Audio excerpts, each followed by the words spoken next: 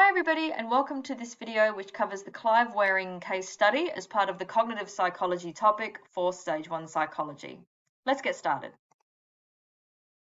So Clive Waring is commonly referred to as the man with the 30-second memory due to the amnesia that he suffers after a brain infection that he contracted over 35 years ago. And remember, amnesia is the professional term for forgetting. So prior to his illness, Waring was an accomplished musician living in London with his wife Deborah. He worked for the BBC, created musical scores for the London Opera Centre, was a very successful musician in that respect. But in 1985, Waring contracted a form of meningitis, which is an infection of the meninges, which is the thin layer of tissue that surround the brain. So this disease is often fatal when left untreated because neurons are harmed by both the infection and the inflammation that it causes.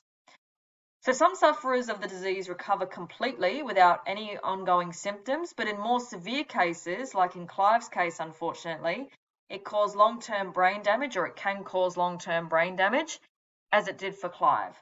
So due to the attack on the central nervous system, Waring was left unable to store new memories.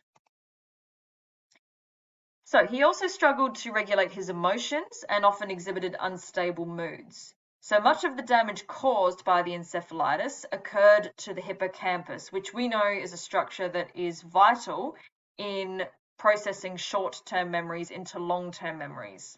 So it's a structure in the temporal lobe responsible for the formation of long-term memories and storage. So because of this, he suffers from total amnesia, rendering him incapable of forming new memories.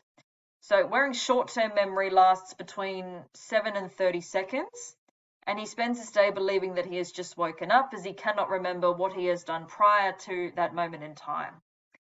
So he believes that he has just come out of the coma that was as a result of his encephalitis, constantly asking why he has not seen a doctor to assist with his condition.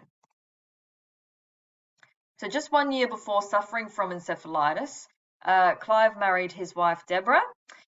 He has children from a previous marriage but cannot remember their names nor the details of their lives.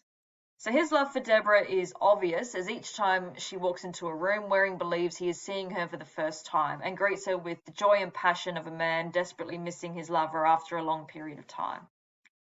So despite having no memory of his time as a musician or composer and no longer being able to identify pieces of music, Waring is still able to play the piano as well as sight read music.